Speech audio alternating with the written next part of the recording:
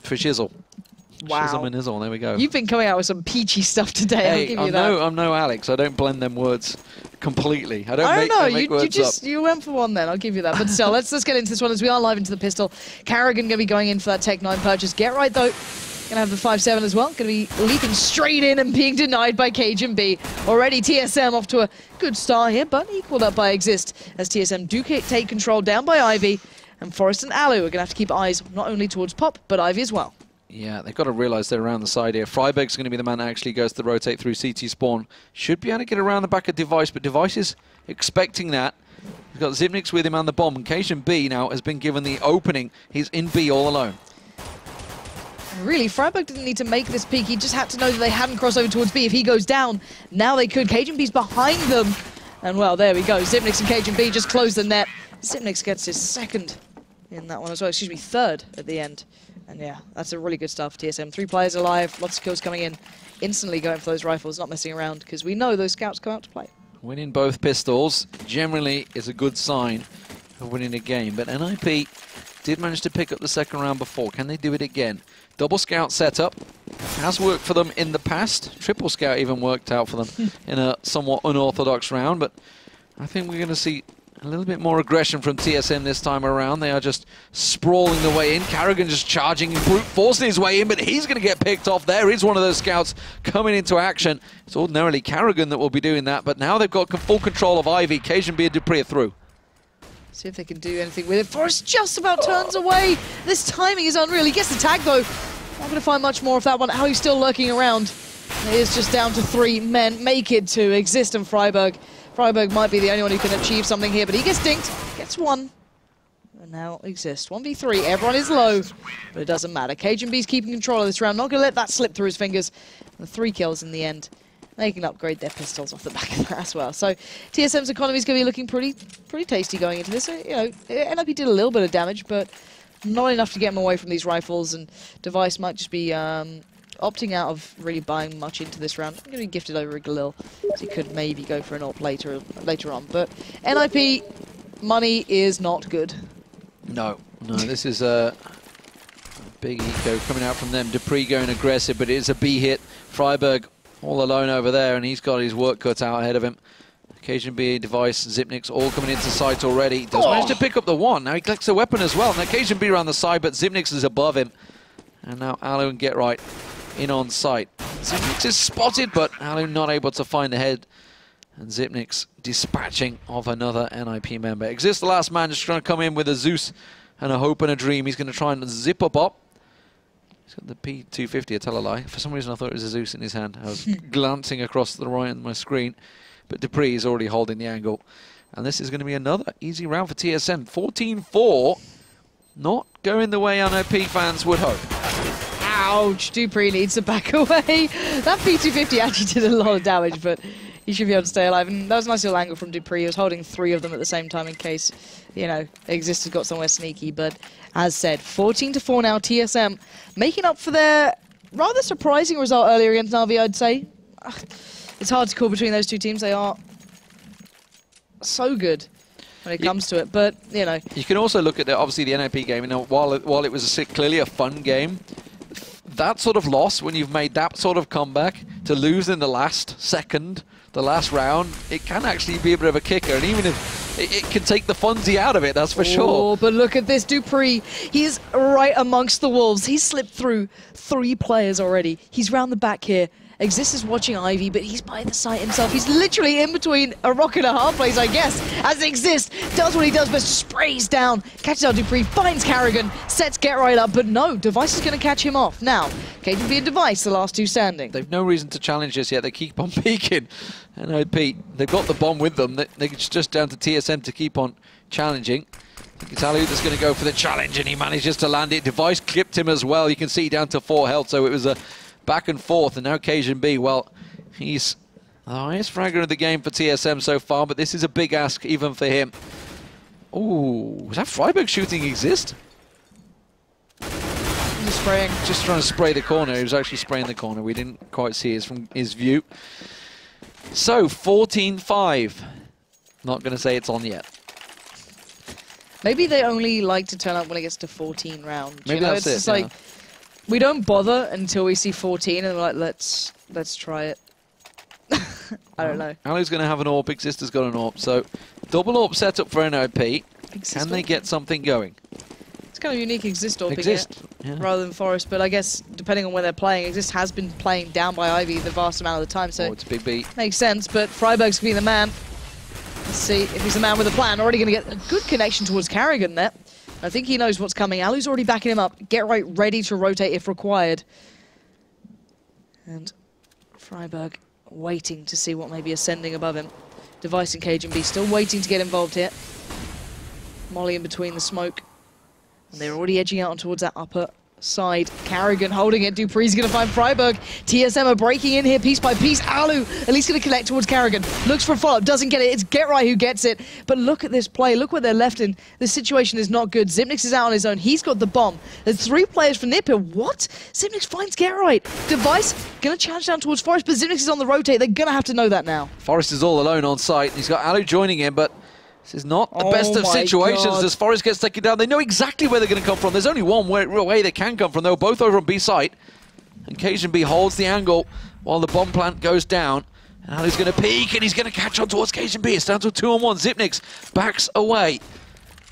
Flashes out there. Now, NiP are trying to rotate. They're trying to cover the angles. Exist is going to come down from Pop Dog. And this is going to be a little awkward, but Zipnix is holding this. He's ready for it. He's going to immediately come straight down. And now Alu, he's on the plant. He's going to try and go for it, and Zipnix is just going to get himself up and visible. Did he hear? Did he hear the defuse? Yes, he did. And Alu will get taken down, and it's match point, ladies and gentlemen, for TSM. Suddenly, NiP, you thought for a moment they may have had it. They played into the position, but a good response from TSM to rotate back to A. But the problem is that you shouldn't lose a 4v2, and NiP had 4 players up, there were 2 alive for TSM, and then NiP lost a 2v1. It's just like communication breakdown. It's FPS 101. If you're making these mistakes, there are core issues. And it's either sloppy play from individuals or just kind of lack of focus, and I guess that could be a point in this one, and we are coming into what could be the final round. Looking at NiP's buy here, pretty shoddy, and already Carrigan just going to be ripping it to shreds. Device misses the shot but makes up with it in the end, and this is just savage work from TSM. Yeah, not a lot they can do about this one. It looks like they're just getting picked apart. And well, just the single CT side round picked up for NiP as TSM close it out 16-5. Not the dream comeback we had in the last matchup, that's for sure. And more importantly, TSM finally getting themselves an important win on the scoreboards, of course. Wins against the top opponents are always very big, and that's a good one for TSM. Yeah, it really is. They needed that, especially after the first showing, kind of reminding people, hey, we can play train. Don't underestimate us. It was a really good individual performance from KGB, who wasn't exactly quiet in the first game. It was Device who was very, very quiet in the first, but Device found a little bit of form there as well. So it's nice to see them not, completely shying away, but for NiP, excuse me, by the time they got to their CT side, losing those 4-on-2s, the 1v2 at the end, it just looks like they're either, a little tired from it, or just, it's generally a communication breakdown if you're playing into those sort of situations. Don't get me wrong, Zipnix and KGB did play it well, but just shouldn't happen. But still, NiP can be kind of pleased with what they achieved, at least on their T side against Fnatic. I'd say their game against TSM could have been a lot better. What a fantastic night of matches, though, ladies and gentlemen. If you joined us, it has been fantastic. Started things off, Navi, of course, versus TSM. Yep. Not what we were expecting, actually. It was a big T-side coming out of Navi. Yeah, and debut for the new in-game leader, if I'm not mistaken, taking the reins over on that one. And all of these kind of factors coming in. The thing I wanted to point out is that they're trying out new positions, trying to switch stuff up, trying to keep that team feeling fresh. They've been together a while now, I guess, but they played very well into that. I think I was very impressed, especially on the T side, the tactic. The new Starix, the in-game leader, apparently, as we found out tonight. So that could be a great factor, just refreshing everything and kind of keeping it new.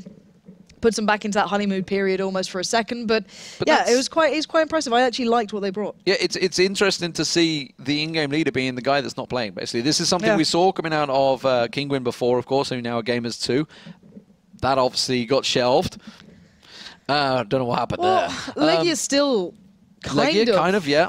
Yeah, kind of leads for them. I don't know how much, to what degree, especially when you got the likes of Dennis, but it's an interesting point at the moment. But this is the first time that, legitimately they've said, the coach is basically the in-game leader. This is, full on, and it worked out pretty well for them. Not so much on Cobblestone, because that came on, and Fnatic just looking unstoppable tonight. Well, it doesn't matter if you're an in-game leader in the team or not. Against Fnatic on that map, it doesn't seem to make any difference, and it was just, it was just an absolute decimation, if I'm honest. You saw JW just being a beast. Olaf having a crazy game as well. Every single player having a big moment, and sadly, the big stars for Na'Vi never had their chance to even get into the game. Guardian was quiet as hell. Flamey didn't see much from him either, and these are players who are generally pretty damn imperative. You saw how big they were in their first game. To be hushed into the second, there was not much there for Na'Vi. Fantastic night. There's the scores, just confirmation for you guys. It was 16-10 Na'Vi, taking down TSM on train. Very big result for them, no doubt about it. Great T-side, as we just mentioned. Yeah. Also, Fnatic on Cobblestone. I don't think anyone in the world can stop them on that map unless Fnatic actually make mistakes themselves, because they looked incredible. JW with that sawn-off shotgun in drop was just disgusting. And Olaf Meister, of course, once again running rampant across the map. Then NiP versus Fnatic. What a game. 14-1 was the score in the first half. To Fnatic on the T-side. And as you can see from the score, it got very close for NiP over on the other T side. So very different game, not something you would ordinarily expect. Incredible T sides from both teams. Yeah, the T side was outstanding, and it's just a shame you saw NiP shy away in that final round, the decisive round, against pretty much a shoddy buy from Fnatic as well. It was, the Mag 7s here, there, and everywhere. Nothing great, not a great deal of utility, but they just made it work. So credit to them in the end. And of course, the last game, a little bit of a shy performance from NiP after their really quite impressive uphill struggle in the one prior. I just feel they put everything, all their hearts into that game, and it just wasn't to be. And of course, that gives TSM a very important win, takes them to 2-2. So, finally, of course, coming up later will be the North American League, and of course, that's going to be what? Team Coast versus Follow Esports, Winter Fox versus Follow Esports. Now, Winter Fox, formerly Mythic, if you've missed that. Oh, the old Luminosity guys, so like Pit. It's very hard to follow. It's like a team's just gone over here and then over here straight away. 3-Up versus Luminosity, so Luminosity finally getting their action underway, and 3-Up versus Team Coast. I feel like I'm just casting League of Legends once again, because League of Legends organizations are buying Counter-Strike teams left and right. Certainly in America, that big money, that LCS money, ladies and gentlemen. But that is coming up in around about 3.5 hours time. That would be in North America. If you want to keep your eyes on that, that will be the North American League. Remember, 4 teams from both North America and Europe will qualify for the finals. So you want to keep up to date on exactly what is going on over there. That is up for us, by the way, this week, because, of course, you may be aware the DreamHack Open Stockholm is going on right now. The qualifiers for the next major, which will be in Cluj, I want to say Cluj. I'm going for the. I don't know. I don't know the exact. Lanxess was hard enough. All right. I don't know the exact pronunciation on it. So next week we'll actually be starting off with Horizons Virtus Pro. Virtus Pro getting their big action next week. Let's see their debut into this one. Don't forget to check out the full schedule. It is there on the bottom of your screen. pro.eslgaming.com/CS:GO/Pro League. Really easy to remember. It's such a simple URL. Just pull it off. No problem. Easy. Easy stuff. Google it. It's a lot easier. Just Google ESL ESEA Pro League, or go to esa.net. It's just as easy. There's several avenues. Several places to go. This has been a fantastic night of Counter-Strike, ladies and gentlemen. Thank you very much for watching. We'll see you next week.